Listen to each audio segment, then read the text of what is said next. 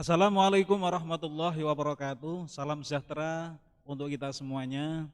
Para pemirsa yang budiman, 9 bulan kita telah dikelilingi oleh virus corona. Ternyata virus corona itu mampu merubah tatanan kehidupan kita. Tradisi, kemudian ajaran tertentu diubah oleh virus corona ini. Betapa tidak ketika kita biasa berjabatan dengan teman kita, ketika kita bertemu, saat ini kita tidak boleh berjabat tangan.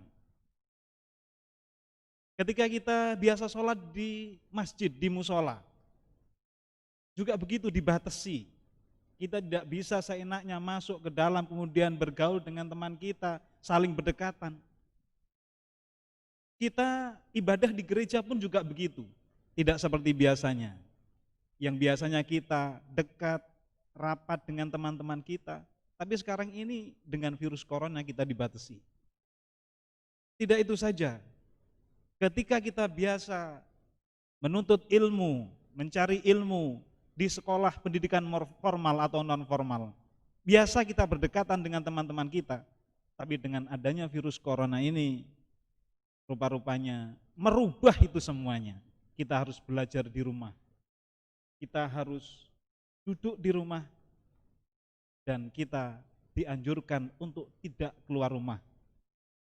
Pemirsa yang budiman, untuk membahas ini, kita akan berbincang-bincang dengan salah satu Satgas Penanganan COVID-19 Kota Surabaya, akan disampaikan oleh Bapak Jeffrey Aditya Pamungkas, Bapak. Pamungkas. Terima kasih. Selamat datang di SMI Barawati, Pak Jeffrey. Mudah-mudahan pertemuan kita hari ini membawa kemanfaatan untuk kita semuanya. Amin. Gimana kabarnya Pak Jeffrey? Alhamdulillah baik sampai sekarang, Bapak. Alhamdulillah. Bagaimana keadaan Kota Surabaya saat ini Pak Jeffrey? Overall untuk saat ini Surabaya mulai bertambah lagi Bertambah untuk Pak. tingkat penyebaran COVID-19 itu sendiri. Kemarin kalau saya dengar di Surabaya ini kah mengalami penurunan ya Pak Nge? Iya, Saat awal. itu saya lihat penurunan terhadap orang-orang yang terkontaminasi atau terinfeksi itu sudah turun. Tapi sekarang Untuk saat ini mau tidak mau kita memang faktanya kita sedang bertambah, Bapak. Awalnya memang kita sudah turun. Kita bisa melihat indikasi itu dari tempat isolasi kita. Kita mempunyai tempat isolasi namanya Hotel Asrama Haji. Di sana kita melakukan treatment untuk orang yang terkonfirm COVID-19. Di mana seperti yang kita tahu ada yang namanya orang tanpa gejala. Di sana OTG orang-orang itu di ya? treatment. Iya. Nggih. Beberapa hari yang lalu itu sudah turun sampai hanya 30 orang, Bapak. Alhamdulillah Kita 30 melakukan orang, ya. treatment yang awalnya ratusan, bahkan kita membuka tempat baru untuk melakukan isolasi. Akhir-akhir ini bertambah lagi. Data terakhir yang kita dapat bertambah mungkin hampir 3 kali lipat. Tambah lebih banyak dari sebelumnya. Tambah ya, lebih Pak? banyak. Kira-kira faktornya apa ya Pak Jeffrey ya Nah, seperti itu? sebelum ke situ kita sebelumnya sudah melakukan analisis. Iya. Di mana kenapa ya kok Surabaya yang awalnya sudah turun, landai, sudah baik, naiknya cukup signifikan. Setelah kita analisis, ternyata faktor utamanya adalah faktor libur panjang kemarin. Rupanya libur panjang berpengaruh Iya, ya Pak sangat Jeffrey berpengaruh. ya? Biasanya kalau kita liburan kan, kalau orang Surabaya liburannya kan keluar kota. Iya. Apa salah satu penyebabnya itu keluar kota itu Pak Jeffrey? Salah satunya seperti itu, Bapak. Kemarin kita mengambil contoh 100 sampel. 100 sampel orang terkonfirmasi COVID-19. Nah, kita cari dari data tracing. Data tracing itu apa data yang kita cari kenapa orang itu bisa terkena COVID-19. Kita cari 14 hari terakhir kemana saja orang itu berpergian. Nah, kita ambil sampel random, Bapak. Di sana kita faktor pertama terbanyak adalah orang berpergian dari luar kota. Sebelum kita bahas lebih lanjut Pak Jeffrey, mungkin banyak pemirsa yang belum tahu apa itu virus corona dan lain sebagainya. Mungkin yang perlu saya tanyakan, apakah virus corona itu nggih Pak? Virus corona lingkup besarnya adalah awalnya virus ini tergabung dalam kelompok zoonosis, di mana awalnya virus ini menular dari hewan ke manusia. Tapi dengan perkembangan penelitian bahwa virus ini bisa berkembang dari manusia ke manusia. Mungkin bisa kita tarik ulur ke belakang lagi Bapak. Pertama kali virus ini keluar adalah pada akhir bulan Desember, di mana banyak di sana di negara Cina, terutama di kota Wuhan, banyak orang terinfeksi virus yang sebelumnya belum pernah diketahui.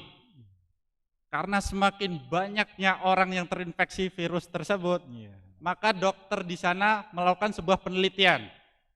Karena mereka juga, loh ini kenapa orang berbondong-bondong ke rumah sakit, tapi penyakitnya tidak diketahui. Oleh sebab itu dilakukanlah penelitian. Awalnya namanya virus ini adalah SARS-CoV-2 yang berkembang sampai akhirnya namanya COVID-19. Seperti itu. Jadi luar biasa, berasal dari Wuhan itu, kota Wuhan. Mungkin menurut penelitian di sana kira-kira berasal dari mana ya COVID itu? Virus tersebut. Awalnya diketahui pertama orang yang terkonfirm itu dicek, di tracing, orangnya itu 14 hari terakhir melakukan bepergian di pasar hewan Bapak. Oh pasar hewan, di sana juga ada pasar hewan ya? Ada. Nah, kalau di Surabaya kan paling pasar burung, kalau di Surabaya. Pasar ikan. Ya, pasar ikan, kalau pasar sapi nggak ada. Nggak ada.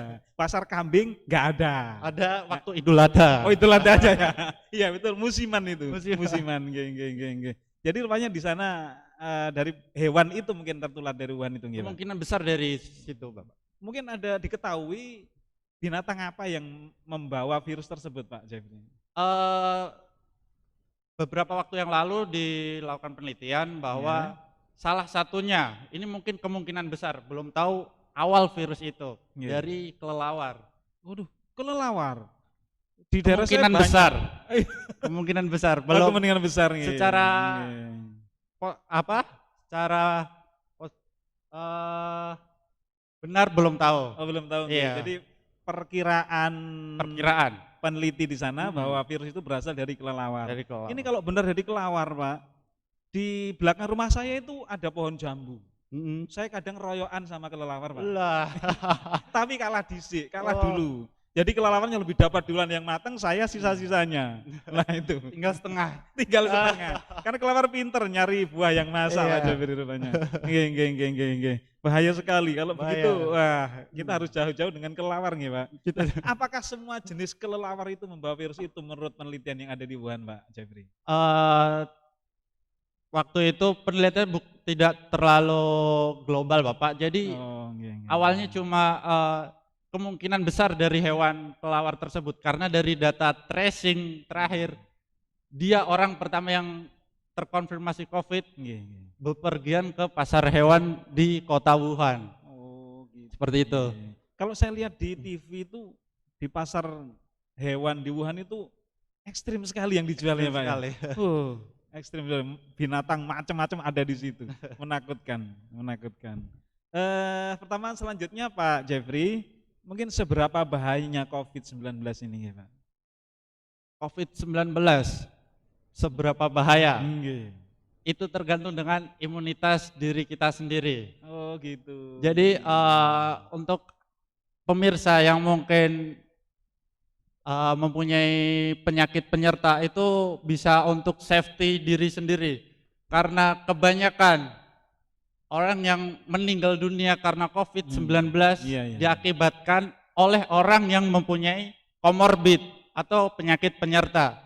Jadi seberapa bahaya tergantung imunitas diri sendiri. Kita nggak bisa ambil global, Bapak. Jadi rupanya ini berbahaya jika seseorang itu punya penyakit penyerta. Bukan hanya lebih berbahaya ketika dia mempunyai komorbid.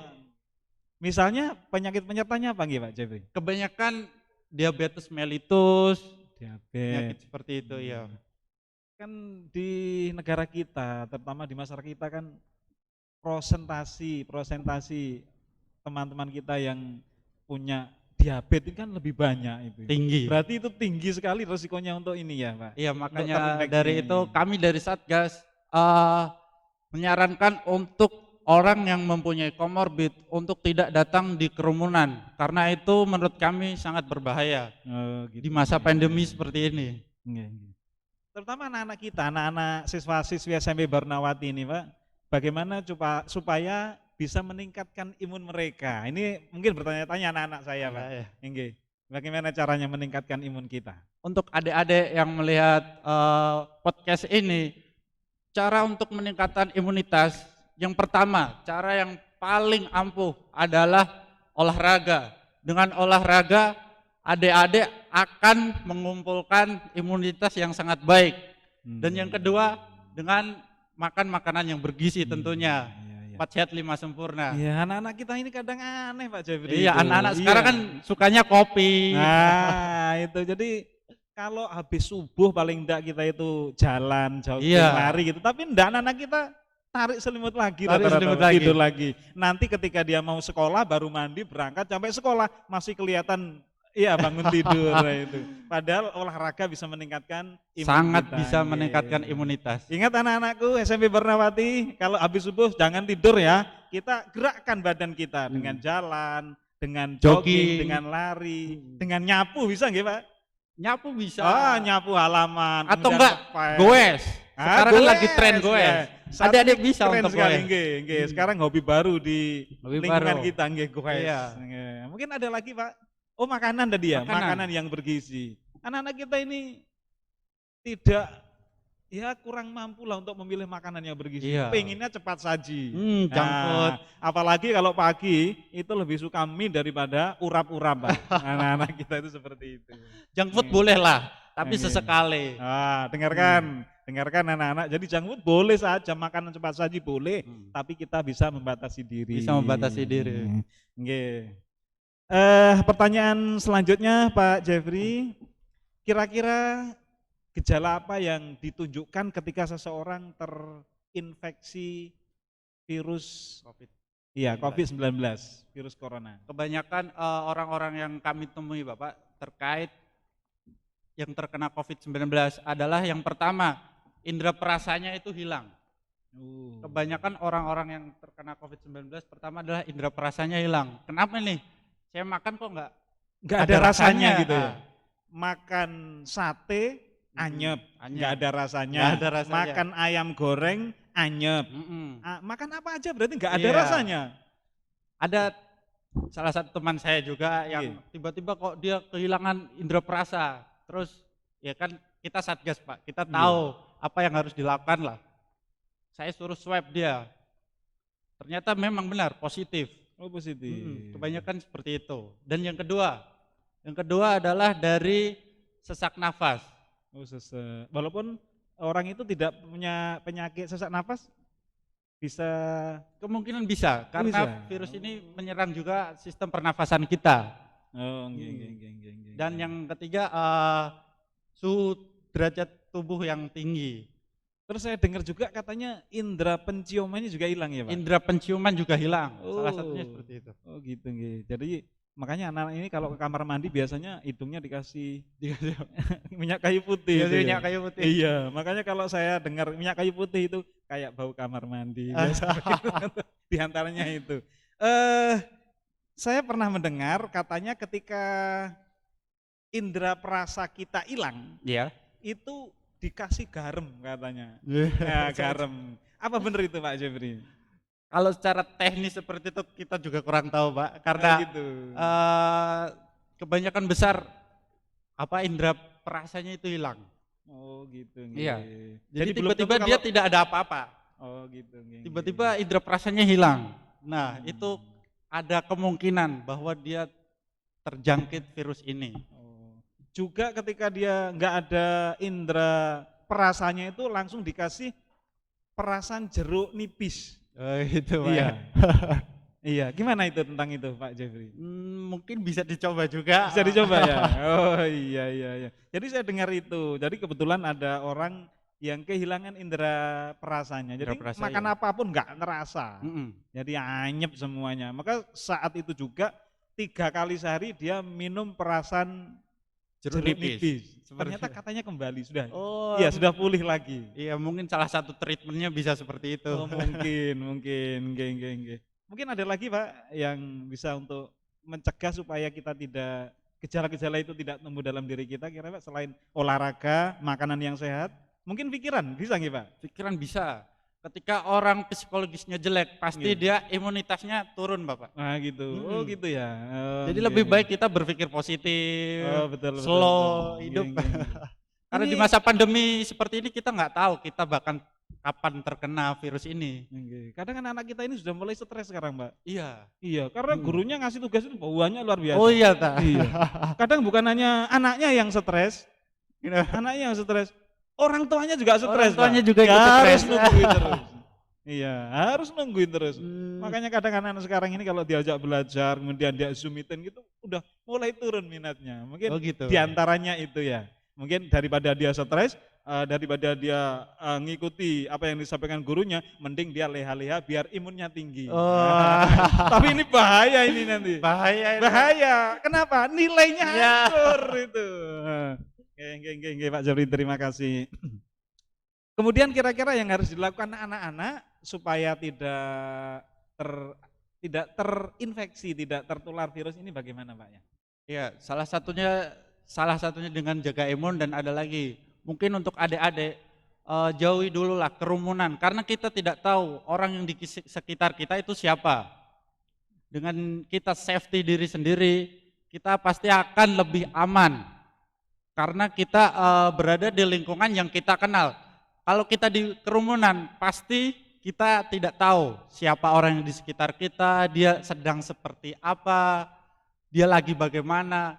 Jadi menurut kami, jauhilah dulu kerumunan. Jadi anak kita ini kan tidak pernah menjaga itu, apalagi yang namanya protokol kesehatan. Nah, mungkin dijelaskan dulu protokol kesehatan apa nggih Pak? ya protokol kesehatan itu ada 3 nilai besarnya Pak. Yang pertama adalah mencuci tangan, seperti biasa.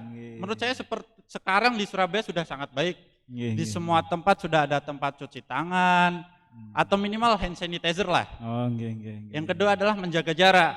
Nah, seperti yang saya bilang tadi, jagalah dulu lah, jangan di kerumunan. Karena saya lihat adik-adik sekarang pasti lebih sering nongkrong di kafe, nongkrong di tempat yang ramai. Nah, jauhi dulu. Yang ketiga adalah memakai masker.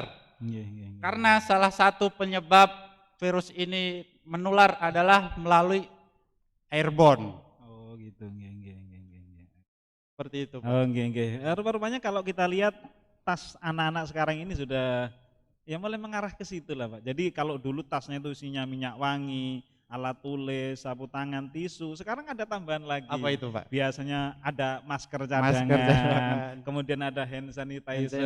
Nah itu biasanya ada begitu. Termasuk tidak hanya anak-anak, ibu-ibu juga begitu. Iya Pak. Kalau anak-anak remaja mungkin ya lebih dari itulah ya. Mungkin ya masker, kemudian minyak wangi, ada lipstick. Itu anak yang muda. Iya. Kemudian yang 50-60 tahun ke atas kita lihat, banyak sekali apa? Minyak angin, dan lain sebagainya. Tapi ada tambahnya lagi sekarang, cadangan masker dan hand sanitizer. Iya, untuk menjaga diri sendiri. Menjaga diri sendiri. Baik anak sekalian, mungkin itu yang dapat kami bincangkan pada hari ini dengan Bapak Jeffrey yang merupakan Satgas COVID-19 Kota Surabaya. Untuk itu jangan hanya menjadi ilmu saja, tapi apa yang telah disampaikan beliau kita laksanakan dalam kehidupan sehari-hari kita. Tetap kita jaga protokol kesehatan supaya kita dalam keadaan yang sehat walafiat. Jangan lupa anak-anak sekalian bahwa saat ini SMP Barnawati menerima siswa baru tahun pelajaran 2021-2022. Jadi apabila teman-teman kalian yang akan mendaftar ke sekolah bisa diinformasikan mulai saat ini sudah dibuka PPDB atau penerimaan siswa baru SMP Barunawati Surabaya. Terima kasih atas perhatiannya. Mohon maaf atas segala kekhilafan. Wallahul muwaffiq ila aqwamit thoriq. Wallafu minkum. Wassalamualaikum warahmatullahi wabarakatuh.